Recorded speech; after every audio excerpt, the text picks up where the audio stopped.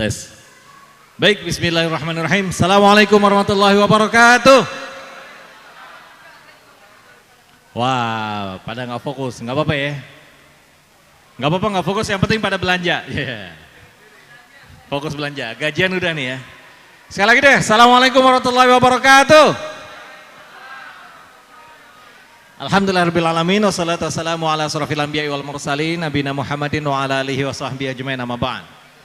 Bapak, ibu-ibu, teman-teman sekalian, para UMKM yang insya Allah segera naik kelas. Mau naik kelas berapa nih? Alhamdulillah di pagi hari yang, udah siang nih ya. Yang cerah ini, nggak cerah juga sih. Tapi asik lah tempatnya, agak adem-adem dikit gitu. Alhamdulillah kita semua dipertemukan Allah dalam acara ini. Acara UMKM Bangkit Indonesia Berjaya. Launching RTB, Rumah Tangguh Berdaya.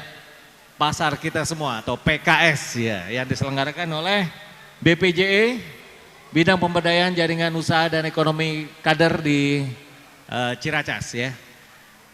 Waduh, ada teman saya. Alhamdulillah dan hari ini karena udah jam 11-an ya, jadi kita nggak usah lama-lama lah. Duduk bersama kita di sini ada seorang praktisi bisnis yang luar biasa yang akan bercerita, memberikan inspirasi buat kita. Bagaimana agar UMKM ini bisa naik kelas jadi lebih berdaya lagi. Jadi kelasnya kita udah bukan cuma 1 juta, 2 juta, ya misalnya gitu ya. Tapi bisa omsetnya bisa naik ya. Berkah juga lebih banyak insya Allah. Yaitu kami langsung perkenalkan Mas Lutfil Hakim. Assalamualaikum Mas Lutfil. Assalamualaikum warahmatullahi wabarakatuh. Alhamdulillah sehat ya Mas Lutfil. Alhamdulillah. Baik, saya perkenalkan sedikit beliau. Mas Lutfil Hakim ini adalah founder dan CEO PT Hasana Boga Sejahtera. Dan produk beliau adalah Nice Baby Food, jadi makanan bayi dalam kemasan ya. Makanan bayi dalam kemasan. Jadi bapak-bapak, ibu-ibu yang masih punya bayi atau mungkin cucunya itu bisa mengkonsumsi Nice Baby Food, produksi dari beliau nih. Beliau juga secara posisi organisasi beliau sekarang adalah Vice President atau Wakil Presiden di TDA Community, tangan di atas ya, TDA Community, kemudian juga Member of Halal Logistic Committee di MES, Masyarakat Ekonomi Syariah. Di anggota Logistik Halal, Komite Logistik Halal di Masyarakat Ekonomi Syariah. Beliau juga pernah mendapatkan penghargaan WNPG yang ke-9 award ya, Widya Karya Nasional Pangan dan Gizi, Masya Allah. Kita tepuk tangan dulu dong buat Mas Lutfil Hakim. Terima kasih. Oke, nanti bapak ibu-ibu, bapak ibu-ibu yang mau bertanya silakan. Saya tidak akan memberikan giveaway, tidak akan memberikan door prize bagi yang bertanya. Mengapa? Karena Anda bertanya, jawaban yang disampaikan adalah hadiah yang sangat besar bagi Anda sekalian. Karena ini ilmunya daging banget. Beliau bukan hanya berbicara pengalaman pribadi, namun juga pengalaman rekan-rekan yang juga seprofesi sebagai para pengusaha-pengusaha yang tergabung dalam komunitas yang beliau pimpin, baik di TDA maupun di JPMI, Jaringan Pengusaha Muslim Indonesia. Baik, nggak berpanjang kata, kita sampaikan ke Mas Lutfil untuk menyampaikan sedikit inspirasi mengenai produk UMKM bisa naik kelas. Silakan Mas, monggo Mas. Baik, terima kasih Bang Afwan. Assalamualaikum warahmatullahi wabarakatuh. Waalaikumsalam warahmatullahi wabarakatuh. Saya ucapkan terima kasih sebanyak-banyaknya kepada panitia pasar kita semua ya, PKS, terutama dari BPJE Ciracas yang telah mengadakan acara yang baik ini pada hari yang juga baik ini. Alhamdulillah kita bisa bersilaturahim dan ya nanti bercerita gitu ya, banyak hal yang kita bisa sharing di sini. Saya diundang untuk bicara mengenai prinsip-prinsip UKM naik kelas gitu. Ini kalau saya tahu saya bisa, cuma nggak ada slide ya saya. Nggak apa-apa, saya nggak bawa slide soalnya. Iya, tapi itu bisa jadi lebih fokus. Jadi di Indonesia itu Bang Afwan ada sekitar data itu kurang lebih sekarang 60 juta UKM. 60 juta? 60 juta ya. Ini 100 diantaranya ada di sini. 109 katanya. Iya, kita nanti memasuki bahasan definisi UKM dulu ya. Jadi dan bagaimana cara menumbuhkannya. Dari 60 juta ini 80%-nya adalah UKM makanan minuman.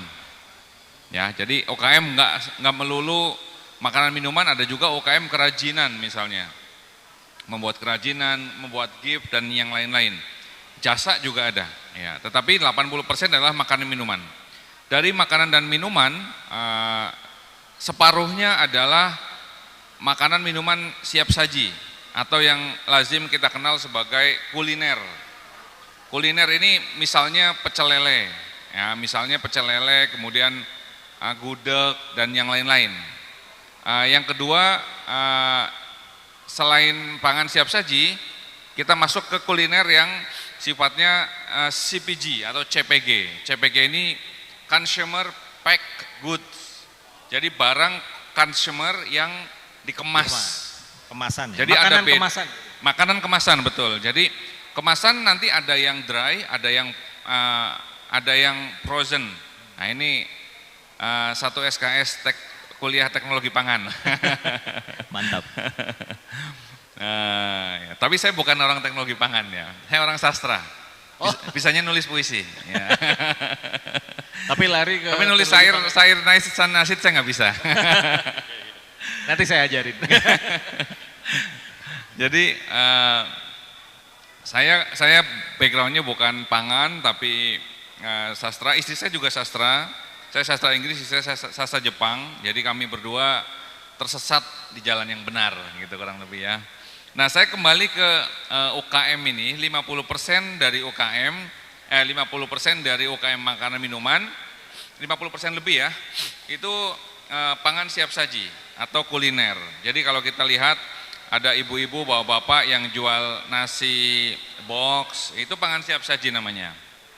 Catering, tadi kita menikmati catering ya, ada yang jual juga buah-buahan dan yang lain-lain, itu pangan siap saji. Kemudian sisanya adalah pangan kemasan, makanan minuman kemasan. Misalnya tadi saya lihat Bang Afwan ini gemar minum bir, ya, bir ul walidain katanya. Minum bir peletok ya. Yeah. Nah, bir peletok ini makanan kemasan, minuman kemasan. Nah, makanan kemasan, minuman kemasan dan kuliner siap saji itu beda aturan. Nah, beda aturan. Okay. Nanti cara pengembangannya pun beda. Ya, kenapa? Karena ketika nanti dia membesar, skalabilitasnya membesar, maka penanganannya pun berbeda. Jalur distribusinya pun berbeda. Nah, ini yang juga cukup penting. Nah, saya ingin memperkenalkan diri, nama saya Lutfil Hakim, saya pemilik PT Hasanah Boga Sejahtera. Ini fokusnya saya di makanan kemasan. Nah, jadi biar clear ya, makanan kemasan untuk dari makanan kemasan ini banyak jenis lagi. Ada yang makanan kemasan kesehatan, makanan kemasan umum dan seterusnya. Saya makanan kemasan untuk bayi. Ya, jadi makanan kemasan untuk bayi, sifatnya kemasan kita jual dalam bentuk kemasan. Mereknya adalah Nice. Ya, mereknya Nice, NAYZ. Kalau dulu sekitar tahun 2016 saya kira teman-teman banyak juga yang paham. Ya, ada merek makanan bayi yang digerebek sama Bepom. Ingat ya, dulu 2016 namanya Babyluck. Baby Luck itu dulu saya, ya. Dulu saya. Jadi yang masuk TV saya waktu itu ya. Ngetop dong ya. Jadi kalau di search sekarang jejak digitalnya masih ada. Ya, alhamdulillah yang membantu juga teman-teman semua seluruh Indonesia ya, bukan bahkan sampai ke luar negeri ada yang banyak yang bantu, termasuk dari para ya asatid kita gitu ya, Ustadz Ansori Siregar gitu di DPR juga ikut melakukan advokasi. Kenapa? Karena memang kondisinya real pada waktu itu. Tapi saya tidak akan bercerita, saya bercerita sekilas saja bahwa dulu saya merek yang saya jual adalah Babyluck ya, BEBILUCK ya, makanan bayi yang biasa bapak ibu mungkin temuin kalau pagi jualan di gerobak-gerobak pinggir jalan, itu sering, sampai sekarang pun masih ada. Tapi kita sudah ganti nama Nice, dan yang kedua kita develop produk lagi menjadi makanan kemasan yang kita display. Kita belum masuk ke Indomaret, Alfamart, tapi kita sudah masuk di Ion. Di Ion yang nah itu kalau kita bicara distribusi, nanti kita bicara beda hal lagi. Ya, distribusi kita ada di toko spesialty seperti toko kebutuhan bayi. Dan tahun depan insya Allah kita akan masuk ke modern market seperti Alfamart, Indomaret, itu minimarket ya, termasuk hypermarket. Nah itu sekilas perkenalan dari saya Bang Afwan. Ya, ini berawal dari apa nih? Cerita sedikit kenapa masuk dari sastra masuk ke makanan bayi, kemudian kok bisa jadi besar gitu. Walaupun Ya, sempat karena- terjadi guncangan. Kalau sastra karena keseringan nulis puisi saya. Asik. Jadi nulis resep akhirnya. Resepnya Jadi- dalam bentuk puisi. Iya resepnya. Jadi resepnya mendayu-dayu gitu. Tuangkan segelas air gitu. Tapi ala kulli hal, jadi dulu mulanya, nah ini saya kira juga teman-teman banyak yang mengalami ya, bagaimana awal mula mendirikan bisnis ya. Banyak, kalau menurut, ini saya menyitir dulu Robert Kiyosaki, itu dalam konteks pekerjaan kita dibagi menjadi 4 ya. Yang pertama, employee atau karyawan ya, dalam konteks ini, konteks maisyah berarti ya. Kalau dalam di kita berarti ya konteksnya itu qadirun alal kasbi gitu kira-kira ya. Jadi pertama adalah kedudukan sebagai karyawan. Yang kedua kedudukan sebagai profesional. Yang ketiga kedudukan sebagai businessman. Yang keempat kedudukan yang paling tinggi nih ininya, paling tinggi kasta. Nah, investor. Nah, dulu dan teman-teman juga sekarang yang mungkin mulai usaha seringkali bingung mau mulai usaha dari mana. Ya. Akan seperti apa. Nah, ini saya mau cerita dulu bagaimana pertama kali membuat produk ini. Tapi secara umum, secara mindset memang saya sudah terpikir harus bisnis. Kecuali menjadi karyawan, saya punya standar ada gaji tertentu yang saya incar dan nggak dapat ya. Jadi saya harus putar otak, harus jadi bisnis. Dan sebagaimana orang mengatakan setiap permulaan itu sulit ya pasti. Jadi ketika saya mendirikan bisnis pertama kali tahun 2008 itu saya rugi 80 juta ya pertama kali, dan saya harus menikah pada waktu itu. Jadi saya menikah dalam kondisi rugi 80 juta. Nah, itu. Minus ya mulainya Minus ya ya berarti. ceritanya. Tapi saya kira kita juga kenal ada apa yang namanya blessing in disguise, atau kita bahasa kita itu hikmah ya. Dan hikmah itu kan harta kita, artinya berliannya kita ambil kita pungut dari saja. mana-mana. Betul. Jadi sindrom ibu-ibu yang melahirkan anak pertama biasanya dia menginginkan yang terbaik untuk putra-putrinya. Ya. Dia rela masak sendiri gitu. Begitupun dengan istri saya. Dia masak sendiri, kemudian kebetulan anak kami itu kembar, ya 6 bulan masak sendiri, doyan sekali anaknya. Dimasakin bubur, resepnya dari Google.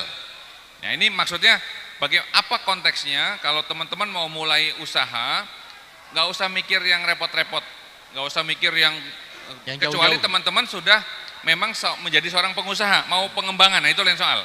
Jangan mulai dari bawah justru. Kalau belum pernah mulai usaha, mulai dari bawah. Yang kedua, jangan hutang. Kalau mau mulai usaha dan belum pernah punya usaha. Tapi kalau sudah punya usaha dan pengen usahanya dibesarkan, kalau perlu hutang. Itu bedanya. Jadi hutang itu kan boleh. Tapi hutang bukan pribadi, bukan konsumtif. Artinya hutang itu sifatnya bukan hutang sifat meminjam uang, tapi uang yang dikelolakan untuk membuat uang baru. Nah itu bedanya, definisi hutang. Kalau bahasa bisnisnya leverage ya. Ya, bisa menjadi leverage untuk bisnis yang ada.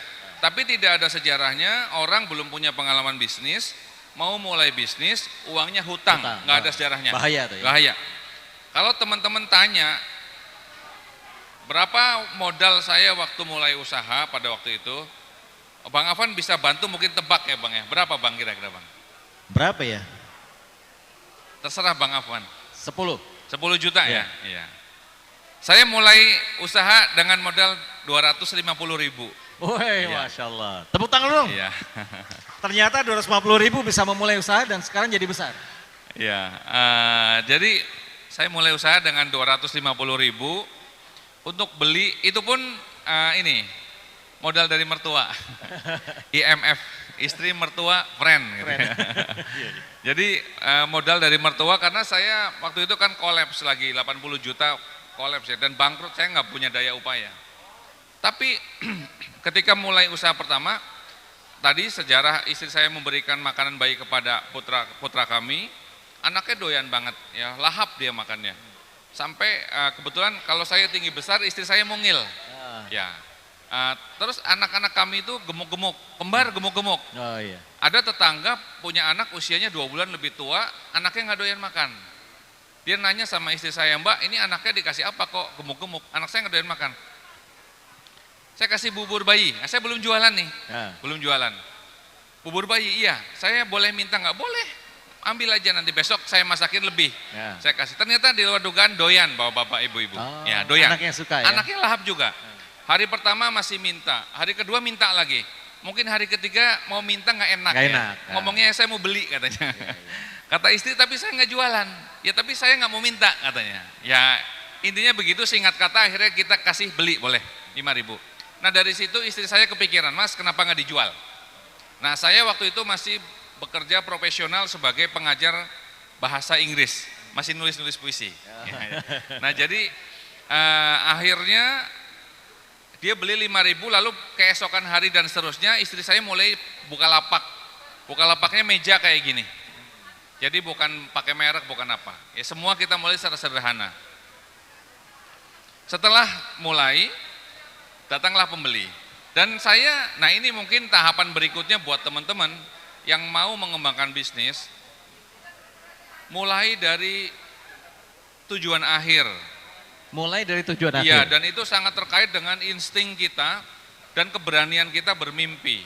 Ya, jadi ketika pertama kali saya melihat bubur ini mulai dibeli orang, lalu saya berpikir saya akan mengembangkan ini lebih baik lagi, lebih luas lagi. Nah, saat itulah saya mulai menyusun mapnya, road mapnya.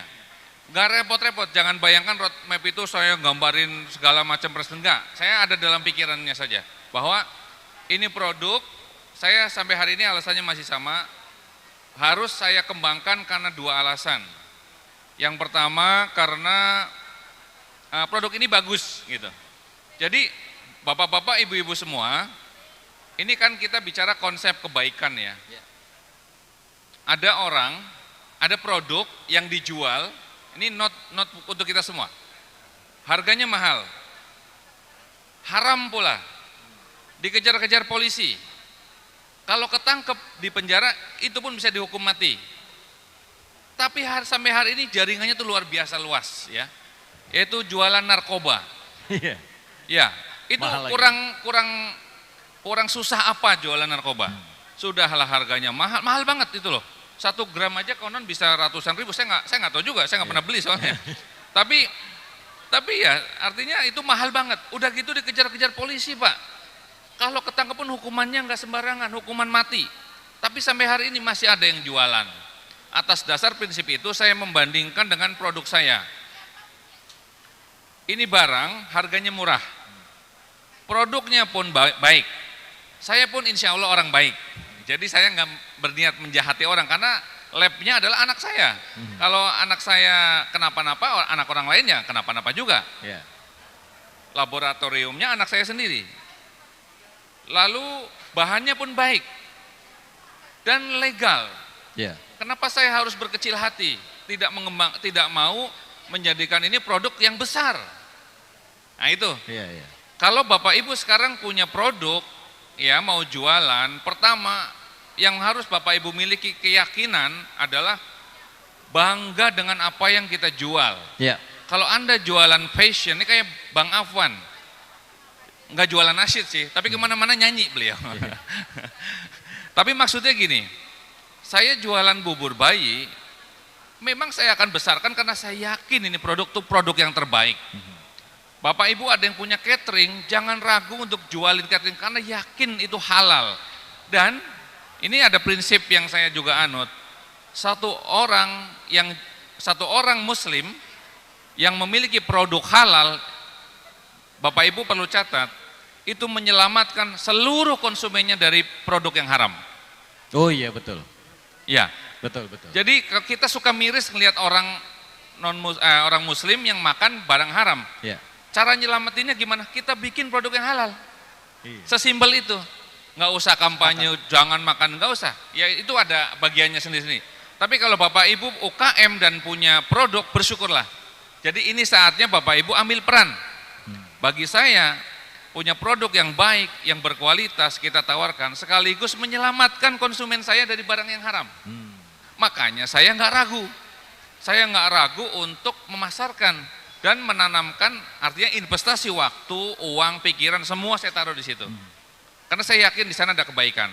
Makanya sekarang perusahaan saya punya tagline itu delivering goodness atau menghantarkan kebaikan. Ya, itu sampai hari ini menjadi prinsip perusahaan kita. Nah, itu sejarah yang dulu saya meyakini produk yang baik itu harus kita sebarluaskan. Iya. Ya, apalagi kita tahu orangnya baik. Nah, kita suka kok, kita senang dengan orang yang baik kok. Dengan produk yang baik pun kita senang. Nah, yang kedua, pada waktu itu setelah kita mulai jualan lapak begini, lalu kita mitrakan, kita butuh banyak orang mitra, saya melihat bisnis ini sangat membantu ibu-ibu dalam mencari nafkah, membantu suaminya. Oh. Ya, Jadi karena agen gitu ya? kebanyakan ibu-ibu yang pegang, itu mulai dagang jam 6 pagi, selesai jam 8 pagi, setelah itu dia bisa kembali menjadi ibu seutuhnya. Dan penghasilannya besar. Ya, untuk tahun 2011-an itu kita kategorikan yang punya penghasilan satu pagi 300.000 udah besar banget. Iya. Kalau sekarang udah ada yang sampai 2 juta. Masya Allah. Ya, udah ada yang Per hari ya? Sehari, satu pagi. Satu Iya. pagi. Oh, Sabtu Ya, pagi. sampai jam 8. Dan itu mitra-mitra kita di mana-mana, ya. Yang Jadi kedua, hanya dalam 2 jam? 2 jam, kurang lebih 2 juta? jam. Ya. Karena mereka punya beberapa cabang ya. Iya, iya. Dan saya kira saya nggak sendiri, banyak juga merek-merek lain. Tapi saya mau cerita bahwa setelah itu kami kembangkan habis-habisan. Ya, saya begitu memahami, maksud saya begini. Ini saya bicara di depan Bapak Ibu yang punya bisnis yang suatu hari mungkin jadi bisnis besar. Tetapi belum tahu caranya. Tetapi belum sadar kalau bisnisnya punya potensi yang besar. Nah, saya mau menyampaikan bahwa nggak ada, semua sulit itu pasti, karena kalau terlalu mudah kita nggak akan pernah naik kelas. Ya, tetapi nggak ada yang mustahil. Ya, dari awal kita set bahwa bisnis kita akan menjadi besar dengan mimpi yang betul-betul serius. Ya, saya investasi waktu, investasi uang, dan segala macam. Tentunya melewati segala macam. Karena itu mungkin saya nggak tahu apakah Bapak Ibu ada yang mengikuti ya pada tahun 2016 ketika bisnis saya yang Babyluck itu bermasalah dengan Bepom, tapi itu berat banget ya. Saya sampai kepikiran untuk menutup itu bisnis. Akan tetapi ada hal-hal yang kemudian mengingatkan saya tentang mimpi-mimpi saya tadi. Lalu saya bangkit lagi. Nah, kurang lebih cerita pendeknya gitu Bang Afwan. Karena kalau cerita panjang nanti sampai sore. Nggak cukup waktunya. Ini saya mau tanya dulu nih ke bapak-bapak, ibu-ibu yang hari ini punya lapak ya, punya membuka kios-kios nih ya. Apa istilahnya nih? Tenan. Stand, ya, yang membuka stand. Siapa yang yakin bahwa produk Bapak Ibu ini baik, angkat tangannya. Yang nggak angkat tangan berarti nggak yakin kalau produknya baik. Yang yakin bahwa produk yang Bapak Ibu jual ini bagus, angkat tangannya. Bermanfaat. Wih, semuanya tepuk tangan dong buat semuanya. Nah, itu harus ditanamkan dulu ya. Iya, betul. Mas Lutfi ya, Wajib. bahwa produk kita tuh bagus gitu. Ya. Narkoba aja ada yang jual, masa produk kita nggak laku Betul. gitu ya? Oke. Anda makan apa yang Anda jual. Oh, Ya, betul. jangan kayak tukang cukur, nggak mencukur diri sendiri. Iya, Gitu. nggak bisa. Atau dokter gigi. Iya, misal saya bicara ini fashion ya. Ya. Apa sih yang dia jual fashion gitu? Kenapa dia harus berkembang? Karena dia yakin fashion dia itu menutup aurat orang gitu loh maksudnya. Betul. Dan itu tanamkan ke dalam diri sampai ke timnya. Jadi bayangkan Bapak Ibu, kalau fashion Anda terjual 1 tahun 2 juta pieces, ya, berarti minimal ada 2 juta orang yang auratnya ketutup sama produk Anda. Masya Allah. Kurang Tepuk lebih tangan kayak dong gitu. buat yang jual fashion, baju-baju Iya. muslimah. Itu dasar banget, harus Iya, punya iya. keyakinan bahwa untuk dikembangkan kurang lebih, kalau nggak ada keyakinan dengan produk sendiri, sulit ya, sama diri sendiri aja nggak yakin. sulit untuk berkembang. Oke, sekarang kita pertanyaan yang agak krusial karena masuk dalam tema kita. Bagaimana tuh Mas? Step-step untuk bisa kita meningkatkan level kita itu, Oke. kelas kita. Jadi setelah melewati tahun tahun kedua kalau nggak salah, jadi saya mulai berpikir bahwa Tahun kedua tuh tahun berapa? 2010? 11. 2011. Ya, 2011. Jadi mulai 2009 ya? Ya, pokoknya saya masih muda waktu itu. Ya. Sekarang masih muda juga. Masih muda banget berarti waktu itu. Jadi masuk tahun kedua 2011 itu, begitu saya menyadari ada dua hal tadi yang saya temukan alasan kuat kenapa saya harus besar, ya. Saya mulai menyusun apa yang saya namakan, tadi Bang Afwan sebut tekan, namanya leverage.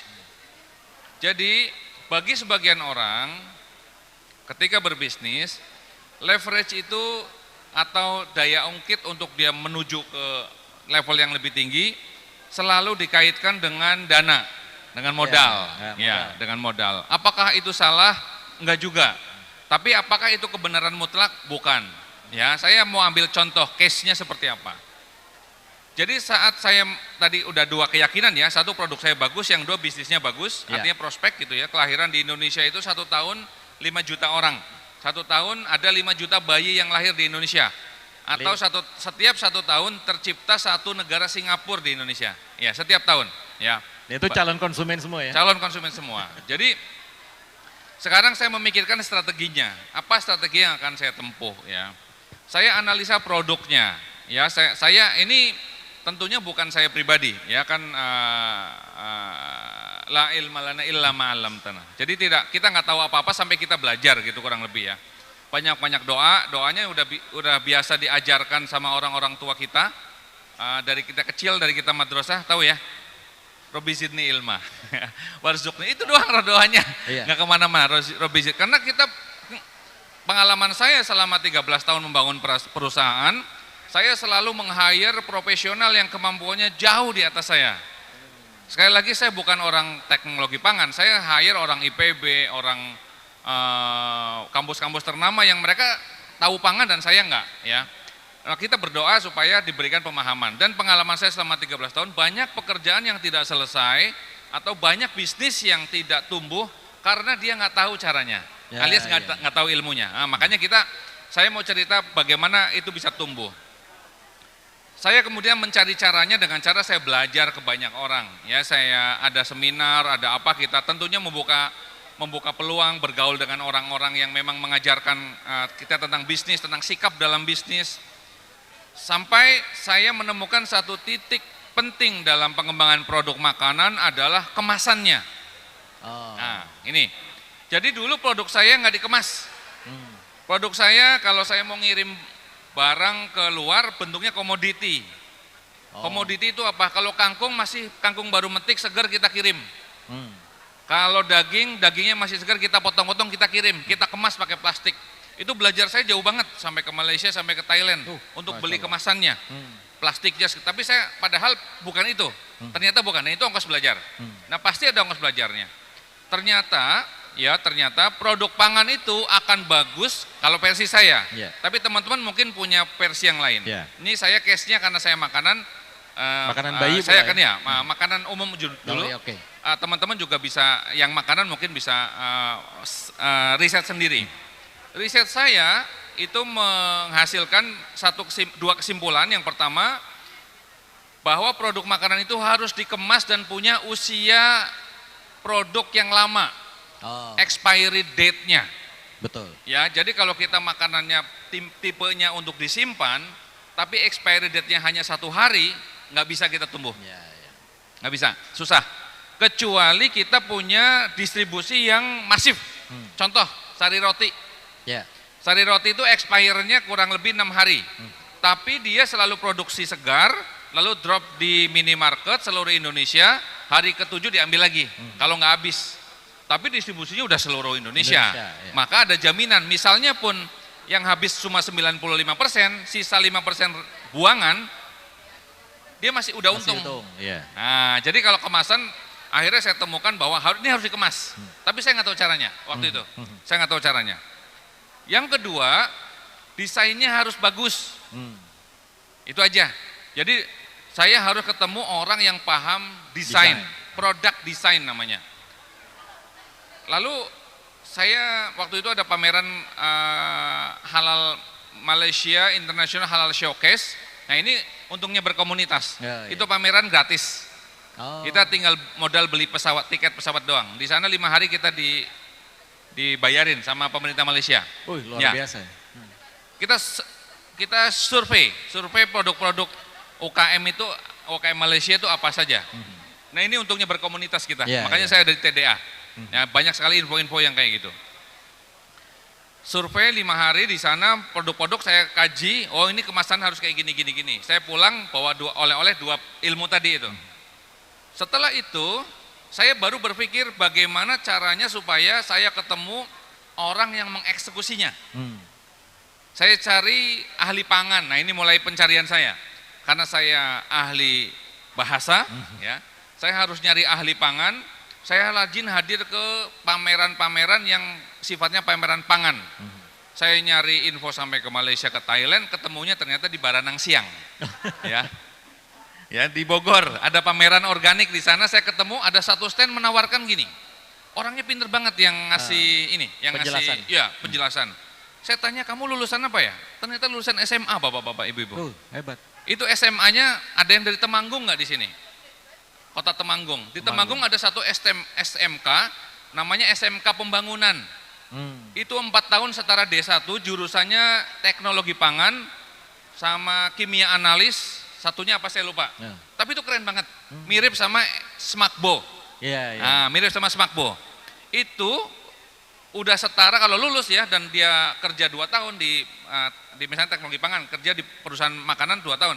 Udah setara S1-nya IPB. Tapi yang biasa aja, yang lulusnya biasa aja, bukan cum laude. Kalau cum laude beda. Tapi maksud saya gini, ini keren banget. Kamu dapat ilmu dari mana? Nah dia menawarkan satu produk. Pak, ini produk bisa dibuat, bisa dibuat menjadi produk yang sehat katanya. Saya timang-timang. Ini pencarian saya setelah 3 tahun. Udah ke Malaysia, udah kemana-mana saya, ya. Nah, ketemunya di Baranang Siang itu. Saya lihat produknya, saya tanya, Mas, ini bisa dimasak, Mas? Bisa. Produknya kering, beras campuran. Oh, bisa dimasak, bisa. Terus jadi beras, jadi nasi. Jadi nasi sehat, iya.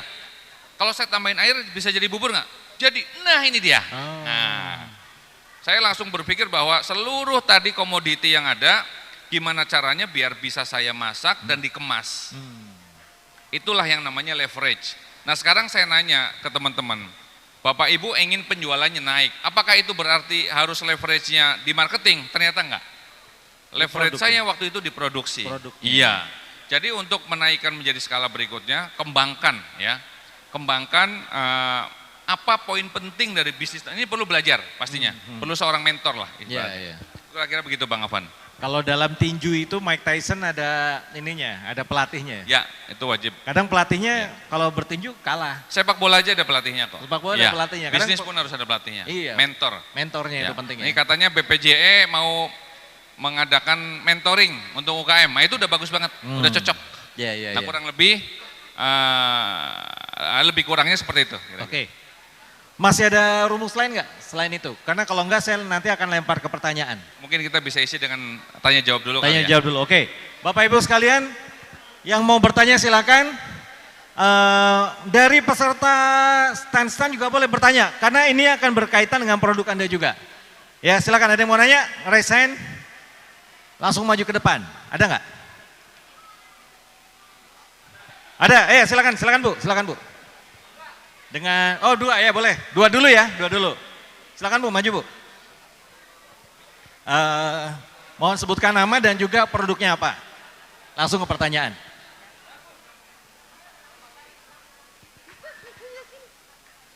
Assalamualaikum warahmatullahi wabarakatuh. Assalamualaikum. Nama saya Ibu Deswati. Kebetulan saya udah bergabung di Jackpreneur di Kecamatan Ciracas. Kebetulan ada, Jackpreneur. Pendamping saya adalah Bapak Gozali dan Mas Ade. Iya. Yang saya ingin tanyakan, Oh, produk saya keripik. Ya, keripik balado sama singkong Thailand. Silahkan di stand 71, boleh mampir. Ya, ditunggu. Yang saya ingin tanyakan ke Bapak tadi siapa? Bapak namanya? Oh, Bu Fil. Ya, Bu Fil. Ya, selama Bapak gimana usaha, pernahkah Bapak mengalami bangkrut apa gagal gitu? Itu yang saya tanyakan. Terima kasih. Wassalamualaikum. Ya, gimana cara bangkit lagi gitu? Terima kasih. Wassalamualaikum warahmatullahi wabarakatuh.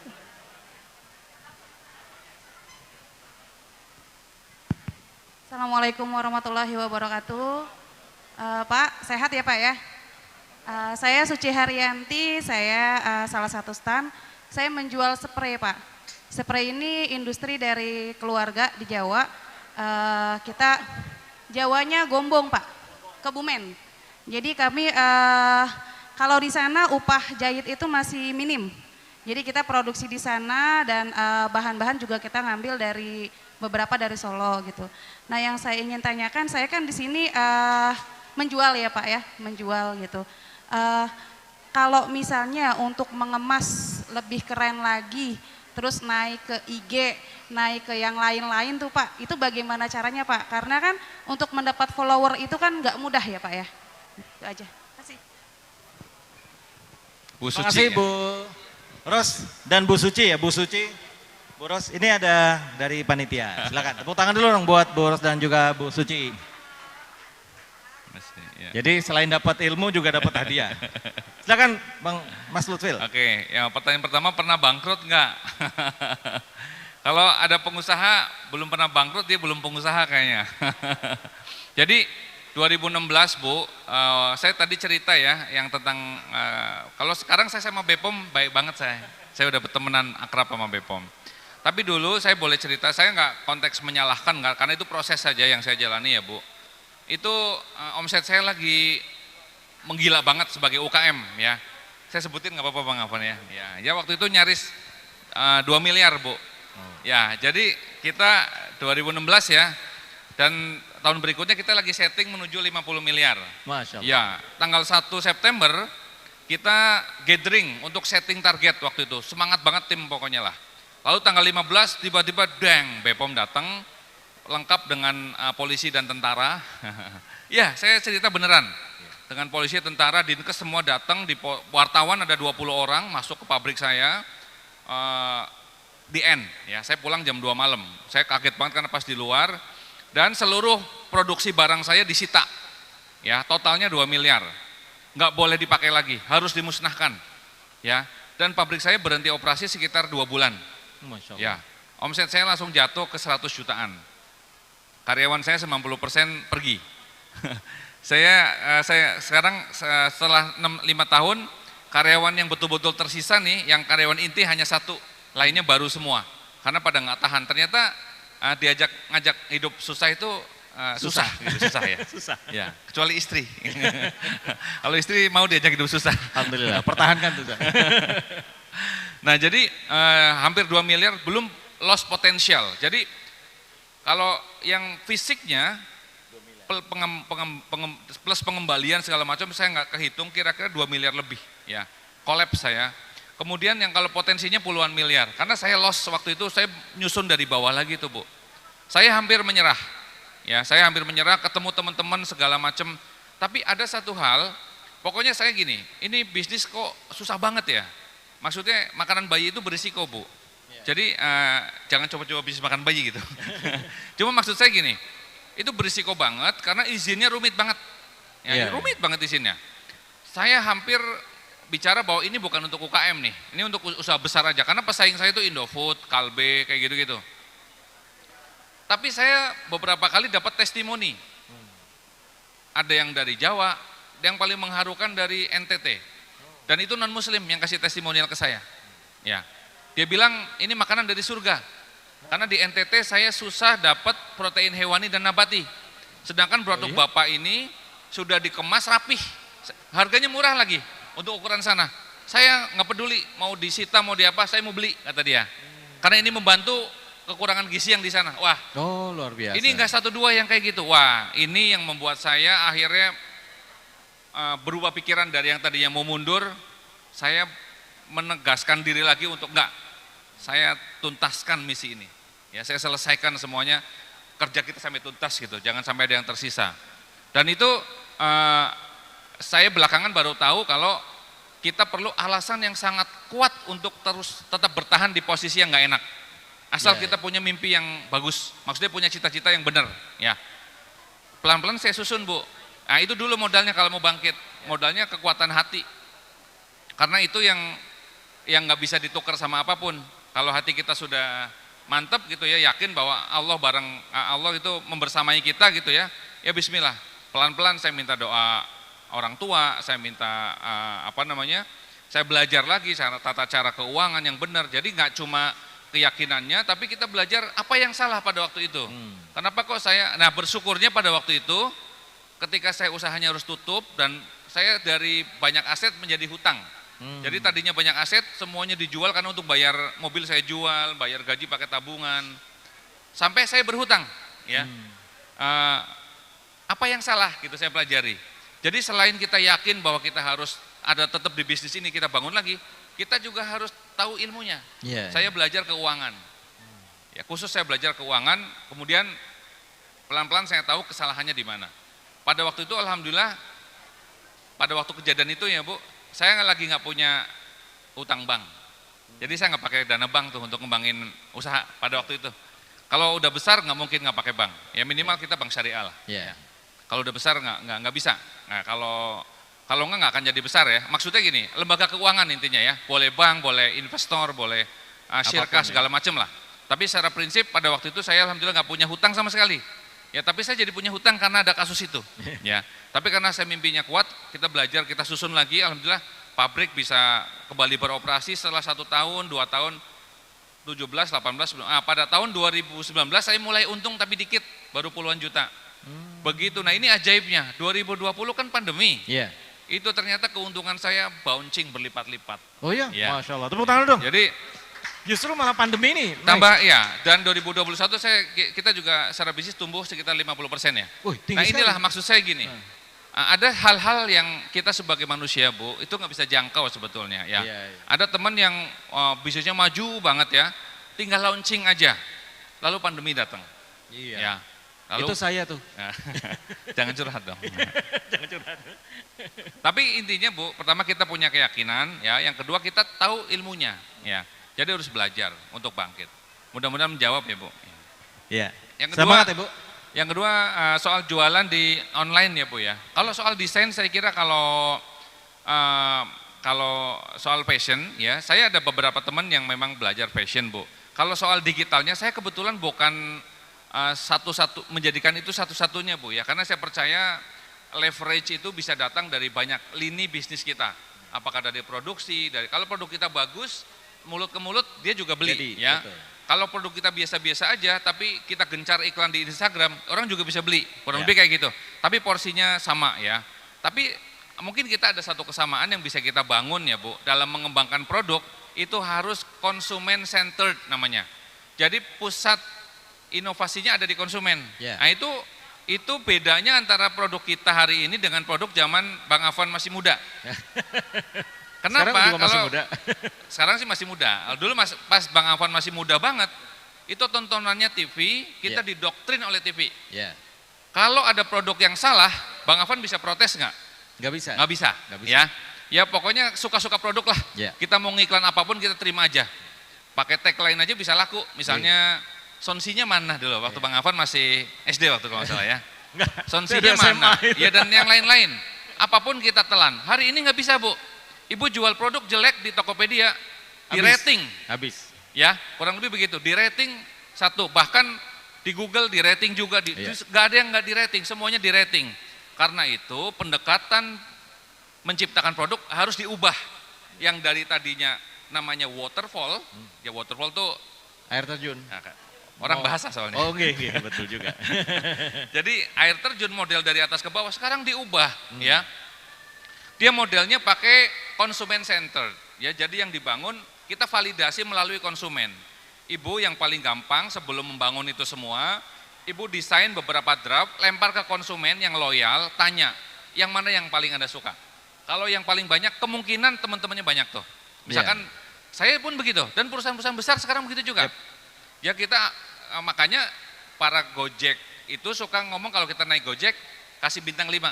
Supaya dia bisa rekomend lagi. Kenapa? Kalau dia dapat bintang 5 dan ratingnya bagus, itu kalau ada order, dia diprioritaskan. Iya, betul. Iya enggak? Nah itu algoritma tuh. Pada konteks yang sama, ketika kita membangun produk, untuk lebih gampangnya, bukan hanya ide kita punya ide, tapi kita tahu konsumen yang akan menilai. Ibu punya pelanggan minimal 20 ada dong ya, Bu ya. Ibu panggil, yang kira teman-teman dekat juga nggak apa-apa, tapi paling enggak idenya dilempar ke konsumen, kalau desain kayak gini, kamu cocok nggak? Kalau saya pengen bikin spray yang kayak gini, kamu sukanya warna apa? Dan seterusnya. Dari 20 yang suka 16 besar kemungkinan itu produk laku. Ya. Ya, itu yang pertama. 80% ya. Ya, 60%. Jadi kita namanya validasi. Jadi teknik waterfall udah nggak berlaku. Ya. Yang kedua, ketika soal IG itu sebetulnya itu soal konsistensi, Bu. Tapi digital platform itu sebetulnya ada dua tujuan. Yang pertama digital platform yang arahnya branding, yang kedua arahnya selling atau marketing, ya. Biasanya kita membangun di IG pun misalnya ya, ada akun IG yang tiap hari jualan terus. Ibu, Bapak Ibu seneng nggak? Unfollow langsung, ya. Kalau masih muncul juga di blog gitu ya. Itu tanda bahwa hard selling itu udah nggak berlaku. Kemudian kalau kita bicara brand, mengenalkan brand, itu tujuan akhirnya adalah membangun kepercayaan terhadap brand itu. Maksudnya ibu punya brand apa, X, saya nice misalnya, maka bagaimana orang dengan mendengar kata nice dia percaya. Persepsinya terbentuk. Ingat yang beli produk itu bukan dompet, tapi pikiran. Ya. Kalau menurut pikiran kita itu produk layak kita beli, dompetnya kosong, kita cari kapan kita incer. Kurang lebih kayak gitu. Jadi pahami psikologis produk. Nah, tadi kalau ada produk, kalau ada IG yang hard selling itu selalu ditinggal oleh calon pembelinya, maka yang kemudian sekarang berkembang adalah produk yang punya story namanya, punya cerita. Nggak ada yang nggak suka sama cerita, karena nggak ada yang nggak suka film di sini. Paling efektif itu kita nonton film 2 jam itu cerita loh. Ada yang bohong, ada yang beneran. Yang bohongin lah. Yang bohong kita sukai, yang beneran juga kita sukai. Ya. Tapi intinya kalau produk diceritakan itu pasti bagus. Nah kemampuan inilah yang harus dibangun, Bu, sebenarnya. Ya, jadi kalau untuk mempromosikan produk mau lewat IG, mau lewat apapun, karena follower bukan ukuran. Ibu bisa beli follower, ibu juga bisa nggak usah beli follower deh, follower yang organik lah istilahnya gitu ya. Kalau nggak segmented nggak beli juga, Bang Afan. Iya. Saya ditawarin follower nambah 30.000, 40.000 segala macam, tetapi kasih giveaway iPhone misalnya. Nah yang follow anak-anak alay, yang belum menikah, bukan produk ini, bukan kita segmen kita. Nah gitu kira-kira, Bu ya. Jadi saran saya adalah pertama kembangkan dulu keunikan produknya, ya dengan sesuai dengan yang konsumen inginkan. Semoga menjawab ya, Bu ya. Kalau belum menjawab nanti ikut training ya, mentornya di BPJS, silahkan. Lebih detail lagi. Baik, masih ada yang mau bertanya? Saya berikan satu kesempatan. Ada? Oke, tadi udah ada nih. Ya, monggo silakan. Tapi nggak ada bukunya, nggak apa-apa ya. Ada pisang. Silakan. Ya, menarik sekali. Saya Seto, tinggal di Kelapa Dua Wetan. Jadi saya menyenangi bertanam ya, bertanam. Kemudian ada beberapa tanaman saya disukai orang dan dibeli. Cuma saya tuh belum pede apa ya. Ya pohon min gitu ya, pohon min. Cuman saya kadang-kadang nggak pede gitu. Apakah ini layak untuk dijual, layak dipasarkan, atau kalaupun layak, seberapa harga yang bisa saya berikan supaya ini layak gitu. Saya nggak kurang pede di situ. Mungkin ada triknya dari si Mas. Oke, Pak siapa? Pak Seto. Pak Seto. Baik, Kak Seto. Kak Seto yang rambutnya nggak belah gitu. Jadi kalau ini kita bicaranya gini nih, sering ada pertanyaan, saya mau bisnis tapi bingung bisnis apa. Ini kurang lebih sama ya. Produk apa yang laku dijual, kayak gitu-gitulah. Harganya berapa? Iya, saya bingung mau bisnis apa gitu. Saya menentukan usahanya aja bingung gitu. Tapi kita belajar ya. Saya mau ambil sampel dulu deh. Jack Ma itu pengusaha IT kan ya. Jack Ma yang dari China.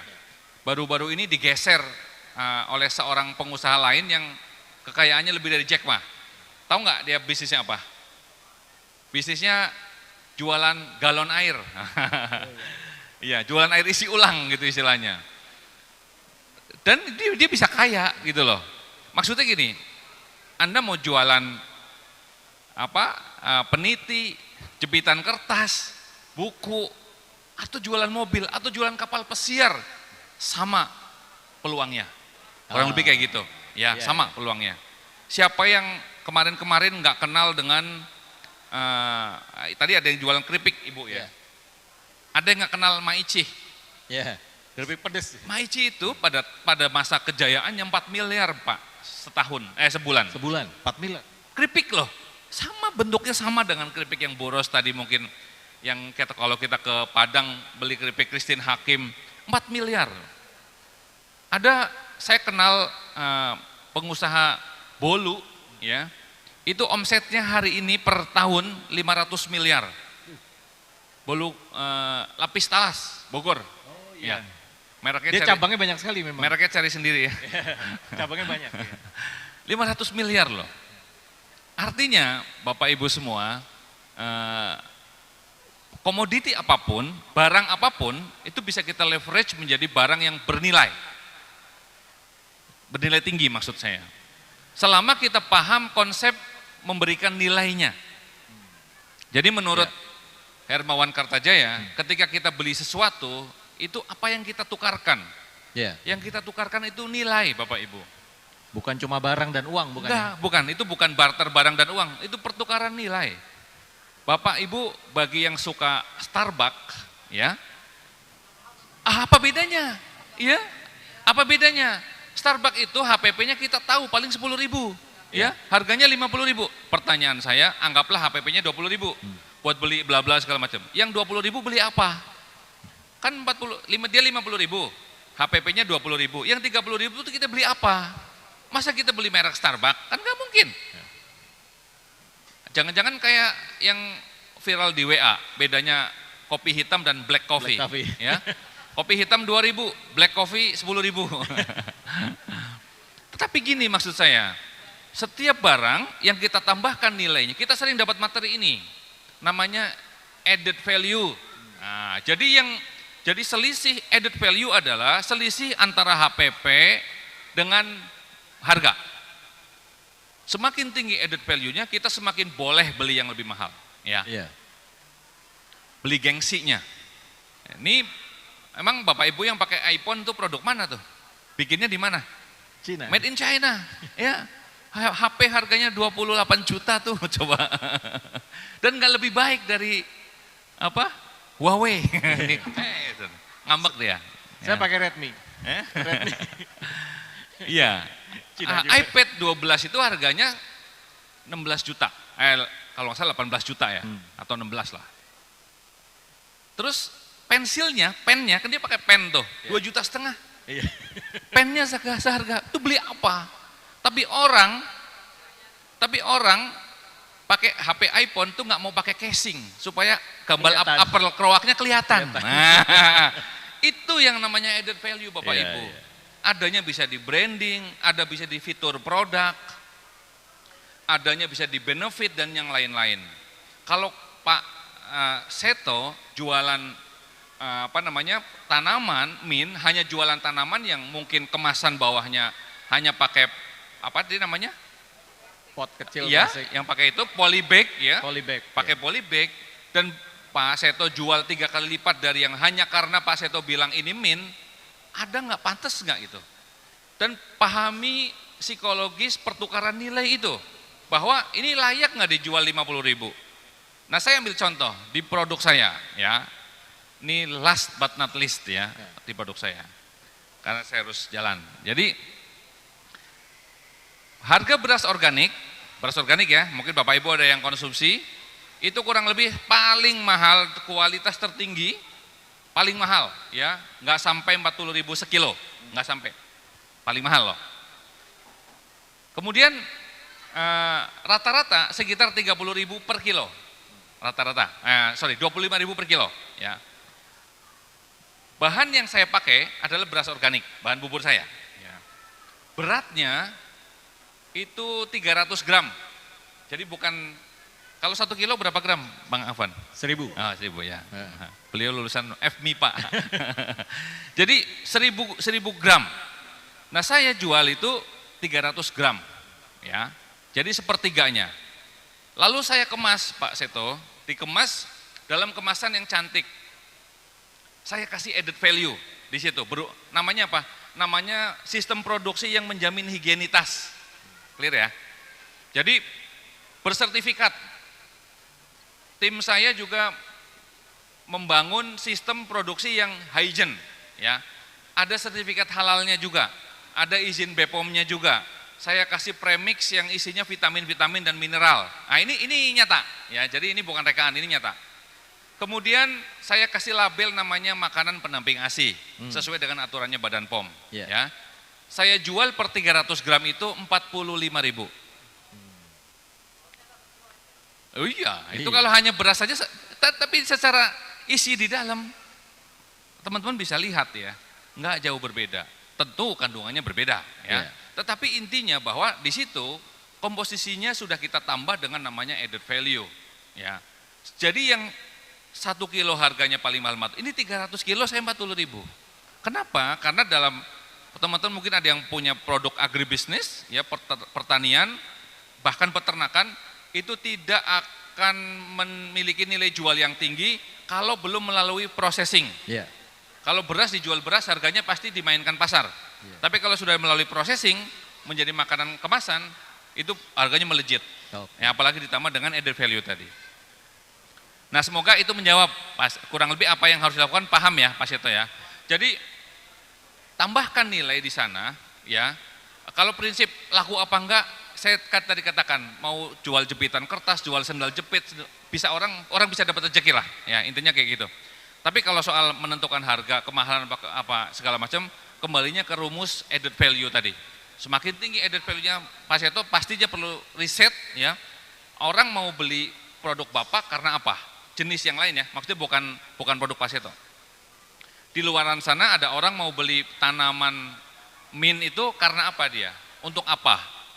Ya, dan itu di luar misalkan kayak hobi. Kalau hobi soalnya agak nggak masuk akal. Nggak masuk akal. Ya. Janda bolong. Kalau hobi ya janda bolong, apalagi janda yang nggak bolong. Ya. Mohon maaf. Itu ya Bang Afan. Saya kira itu Pak Seto. Makasih banyak ya. Itu saja saya kira. Bang Afan, makasih. Baik, jazakumullah khair jasa. Tepuk tangan dong buat Coach Lutfil, Mas Lutfil. Saya yakin masih banyak pertanyaan teman-teman sekalian. Kemarin katanya ada Zoom ya, berkaitan dengan persiapan acara ini. Ada yang bertanya, gimana sih caranya biar produk saya bisa masuk di Indomaret? Gimana caranya untuk bisa masuk ke koperasi-koperasi? Izin-izinnya seperti apa? Hari ini tidak terjawab karena nggak ada yang nanya sih. Coba nanya itu ya, nanti kita jawab. Tapi nggak apa-apa. Nanti kita punya namanya Rumah Tangguh Berdaya, RTB ya. Jadi teman-teman semua bahwa Bapak Ibu-Ibu bisa join di situ. Insya Allah akan diberikan mentor yang bisa menjawab pertanyaan Bapak Ibu sekalian. Dan semoga bisnis kita semua yang hadir di sini bisa naik, omsetnya naik, keberkahan naik, semuanya naik Insya Allah. Karena kita yakin bahwa produk kita baik, produk kita bermanfaat. Oke, waktu sudah zuhur tadi, azan sudah berkumandang. Kami pamit izin dan sekali lagi terima kasih. Semoga apa yang tadi disampaikan Mas Lutfil bisa bermanfaat buat teman-teman sekalian dan dipraktekkan ya. Jadi jangan cuma didengarkan tanpa ada aksinya ya. Semoga bisa bermanfaat bagi kita semua. Dari saya sekian. Assalamualaikum warahmatullahi wabarakatuh. Saya kembalikan pada Cing Dwi. Silakan. Baik, kepada kedua narasumber untuk tetap di panggung untuk mendapatkan merchandise dari panitia acara hari ini yang langsung diserahkan oleh Ketua DPC kita, Ustadz Haji Nurin MM, tim dokumentasi. Kita berikan aplaus dong buat acara ini, luar biasa sebenarnya acara ini. Insya Allah acara ini direkam ya, nanti bisa dilihat lagi di PKS TV Jakarta Timur. Baik. Jazakallah khairan katsira. Bang Afwan sebagai moderator dan Satut Fil Hakim sebagai narasumber kita. Baik. Terima kasih. Baik, sesi foto bertiga. Oke, siap.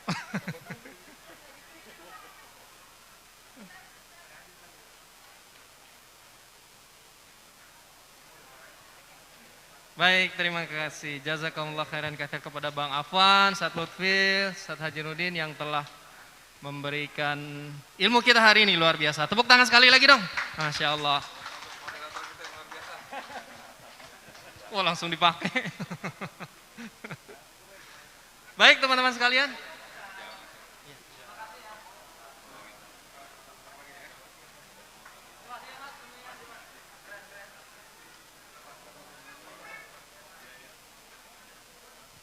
Baik teman-teman semua,